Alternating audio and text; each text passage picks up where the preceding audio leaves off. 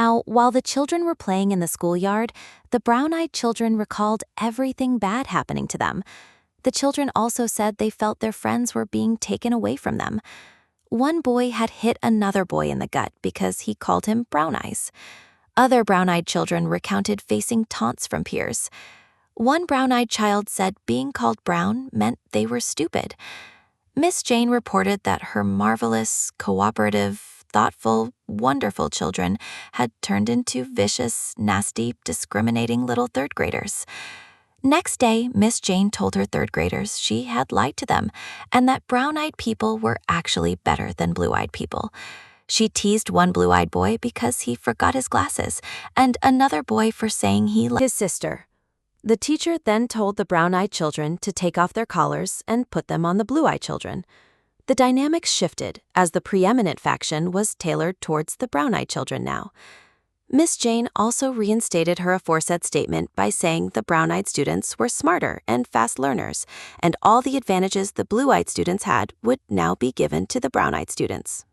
Meanwhile, while facilitating a group study session with the kids, the teacher observed an evident difference on how the children were performing. Brown-eyed children moved from taking 5.5 minutes the day before to 2.5 minutes the next day.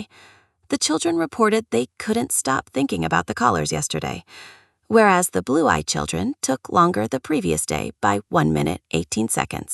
School প্রাঙ্গণে খেলার সময় বাদামি চোখের বাচ্চারা তাদের সাথে ঘটে যাওয়া সব খারাপ স্মৃতির কথা মনে করছিল।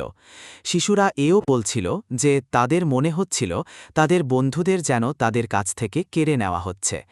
একটি ছেলে অন্য একটি ছেলের পেটে ঘুষি মেরেছিল, কারণ সে তাকে বাদামি চোখ বলে ডেকেছিল। অন্যান্য বাদামি চোখের শিশুরাও সহপাঠীদের কাছ থেকে পাওয়া বিদ্রূপের কথা বর্ণনা করছিল। একজন বাদামি চোখের শিশু বলেছিল যে বাদামি বলা মানেই তারা বোকা। মিস জেন জানিয়েছিলেন যে তার সেই চমৎকার, সহযোগী, চিন্তাশীল এবং চমৎকার শিশুগুলো মাত্র একটি দিনে নিষ্ঠুর, নোংরা এবং বৈষম্যকারী তৃতীয় শ্রেণীর ছাত্রছাত্রীতে পরিণত হয়েছে।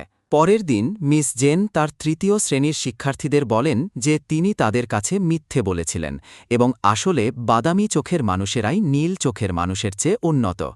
তিনি একটি নীল চোখের ছেলেকে তার চশমা ভুলে আসার জন্য খেপিয়েছিলেন এবং অন্য একটি ছেলেকে তার বোনকে মারতে পছন্দ করার জন্য উপহাস করেছিলেন।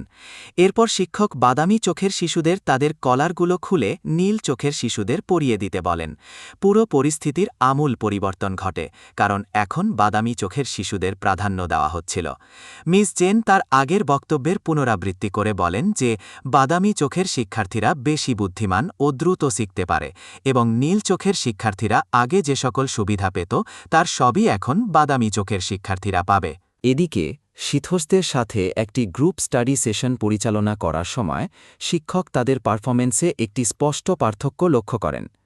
বাদামি চোখের শিশুরা আগের দিন যে কাজ করতে 5.5 মিনিট সময় নিয়েছিল তা পরের দিন মাত্র 2.5 মিনিটে শেষ করে ফেলে। তারা জানায় যে গতকাল তারা তাদের গলায় থাকা কলার নিয়ে চিন্তা করা থামাতেই পারছিল না। অন্যদিকে নীল চোখের বাচ্চারা আগের দিনের তুলনায় 1 মিনিট 18 সেকেন্ড বেশি সময় নিয়েছিল।